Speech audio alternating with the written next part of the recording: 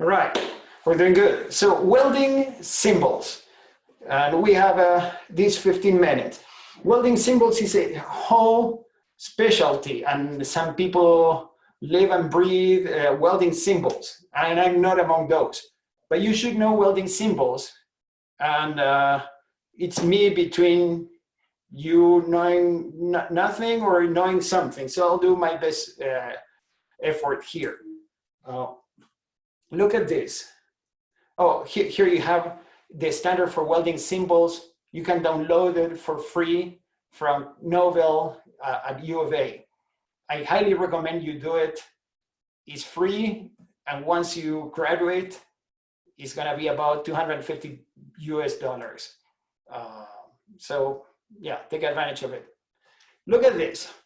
This is a real design for a welded structure. That is a friend of mine working in the mining industry in Chile that gave it to me. This is intimidating, isn't it? This looks pretty crazy. Now, when we look at this, we're going to go into details like what I'm pointing here and see what this is and what this means, and then becomes a little bit more tractable. I cannot understand all the details of this design, and if you have questions, I could ask, but I can understand quite a few things. And my hope is that you'll feel after these few minutes that you have the basics with which to tackle problems involving welding symbols in your real life. So we use the AWS welding symbols that were put together in 1929. The same welding symbols, more or less the same way, are used all over the world, including Europe. The welding symbols drive me a little bit crazy, especially that when you point to the weld joint, with this arrow, you have one symbol. You're gonna put saying what type of joint preparation you have.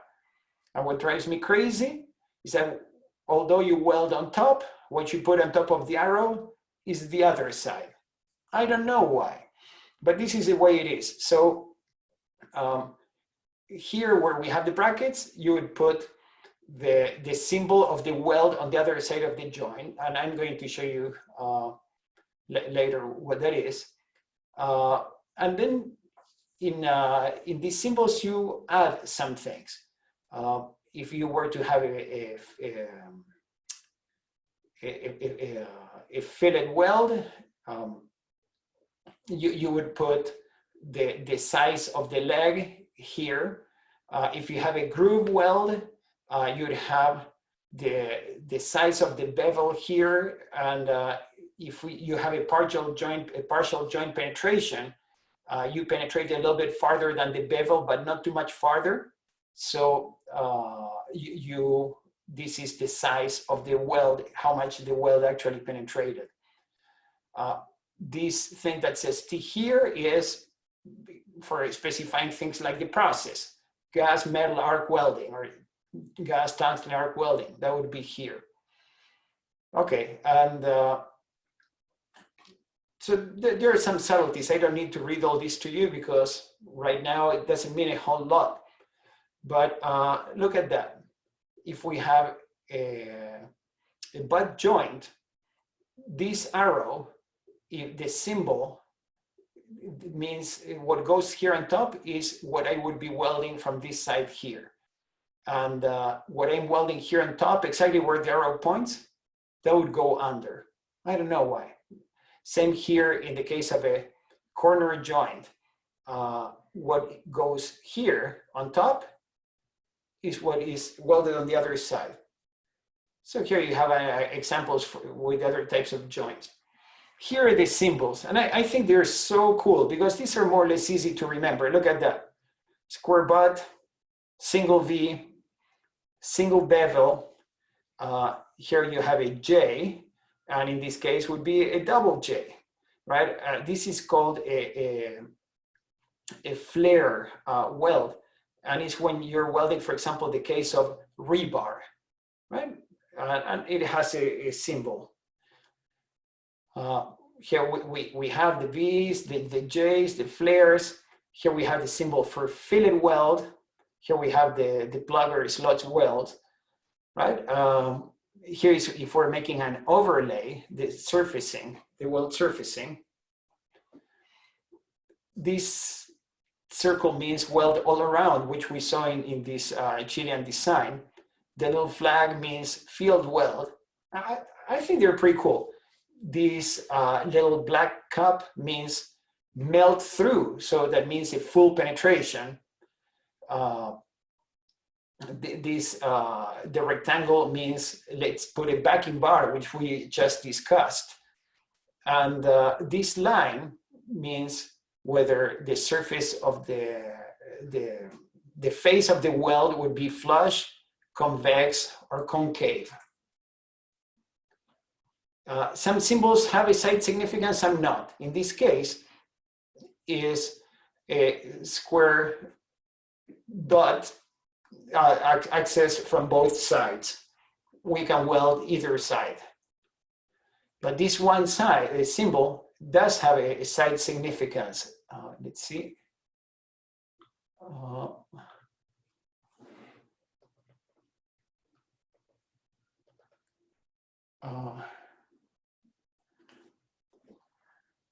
Okay, so in this case, look at this. It's the first time we see clearly that we're welding from the right. We're welding from the right, but the symbol, we put it under the arrow, right? Not where the arrow is. If we weld where the arrow is pointing, we put it under.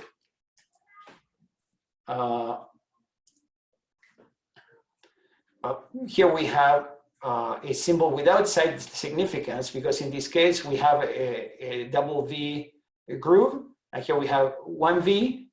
This V here corresponds to this side here, and this V under corresponds to this V in the front. This symbol has a side significance, and we start to see now it starts to speak. Look at this. This is a square butt joint here, and with a melt through.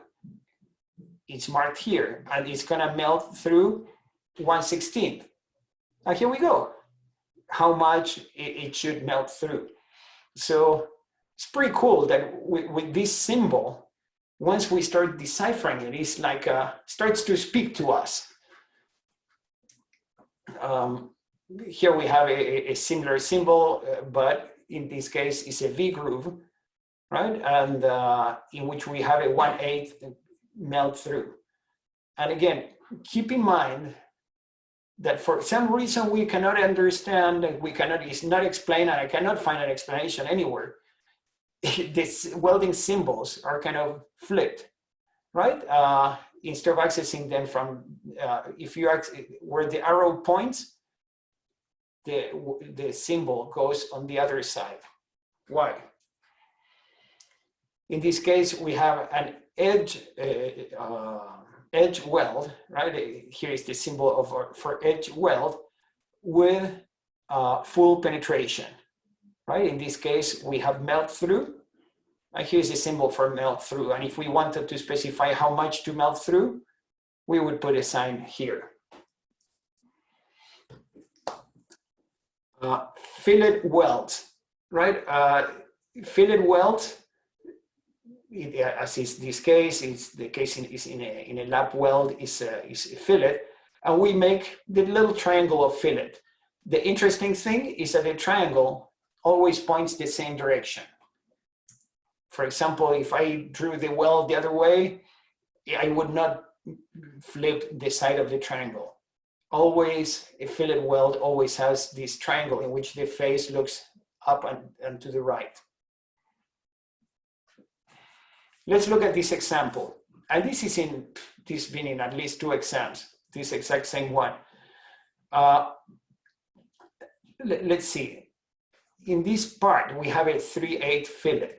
So if I put the arrow pointing to that fillet, these 3/8 specifying the leg size, the 3/8 go right here at the bottom. Here, now we have this 5/16 fillet. And if we're gonna use the same arrow that we had here, now this weld, this 5/16 fillet is the other side and goes on top, see, 5/16. So in this single symbol, I'm marking these two welds, right? One side of the joint and the other side of the joint. And now with this one, I'm marking these other two sides. And there is no possibility of confusion because this arrow points one side of the joint and through the joint to the other side. Nobody should think that this arrow points to this weld here and across the plate to the other. So in my mind, this is very, very clear. This is one of the best examples we have, and you should practice. So site significance, I have a question about explaining site significance. Site significance means the weld is not the same one side than the other side. So in this case, we're seeing all welds that have site significance. At the bottom here, it means this side, and we put this fillet here. And if the welds were all the same, if all the welds on these two sides were all the same, then we would put 5/16 and then would be without site significance because it's the same on both sides. So site significance addresses whether the weld is symmetric or not. In this case, it's not. If it was symmetric, it would be the same. All around, this S here stands for the size of the fillet weld, and the size of the fillet weld is given by the leg. I believe in Europe, when people talk about the size of a fillet, they are talking about the throat. And when we do dimensioning, the calculations of a fillet weld, we use the throat for calculations. However, when we talk about the size of a fillet, it's always the leg. For stitch welds, if you remember, we discussed stitch welds at the very beginning. We would have length and pitch. For example, in this case, you see 8, 12, this is all in inches. The stitches are 8 inches long, and center to center, they're 12 inches, right? 8, 12. Now, in this case, it has no side significance, and the stitches on both left and right are the same. But let's look at this. In this case, we're making a T joint, and somehow we wanted to stagger the welds. And we have a symbol for that. So in this case is 4 and 14, 4 length and 14 in distance. And when we stagger the little triangles indicating fillet welds, now it's clear that they were supposed to be staggered. Groove welds, this is more again like about side significance, right? Like this side and the other side. So if we wanted to put the arrow on top, goes like this. If we put the arrow at the bottom, then it goes on the top.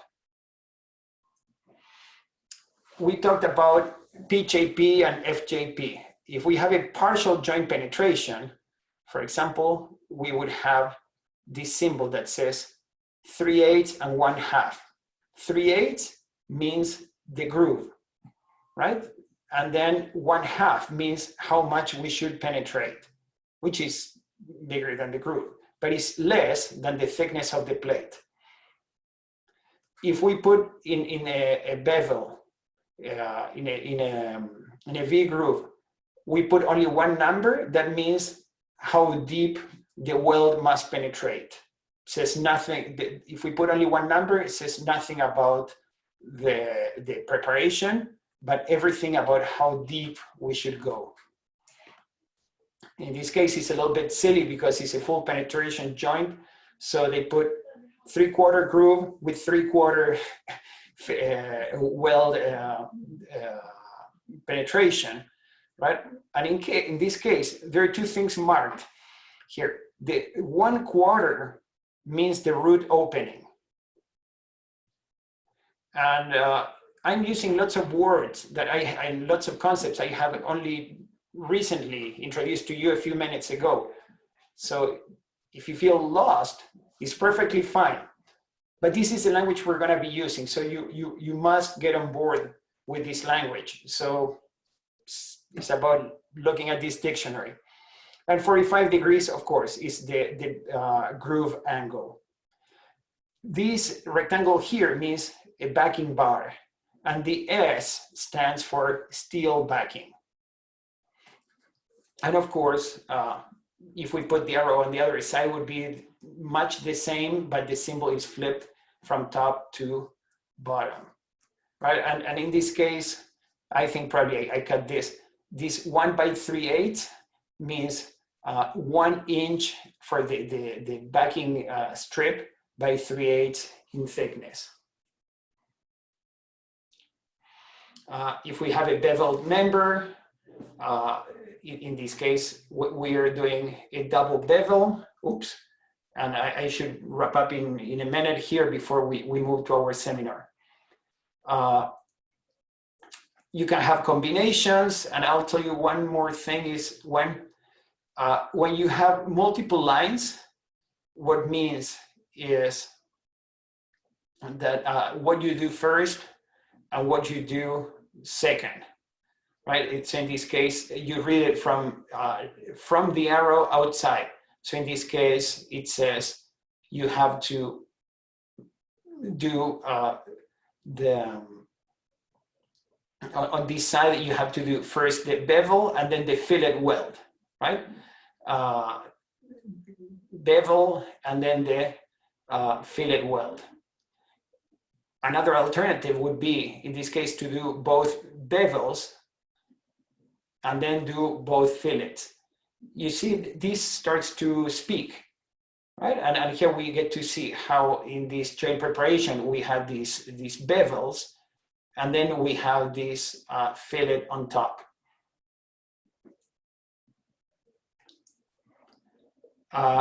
When there is ambivalence about where to put the, let's see if I have one, I don't.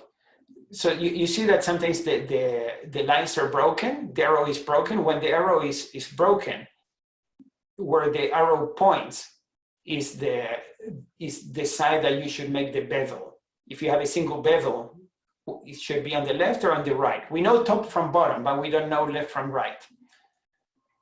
Weld order, we discussed that. And these are like examples from the exam. So I've been a little bit longer than I wanted. We have a 5-minute breather, and then we can start the seminar that will be on safety. And this seminar, and as well as others, will be led by our TA, Alejandro. Let's see. So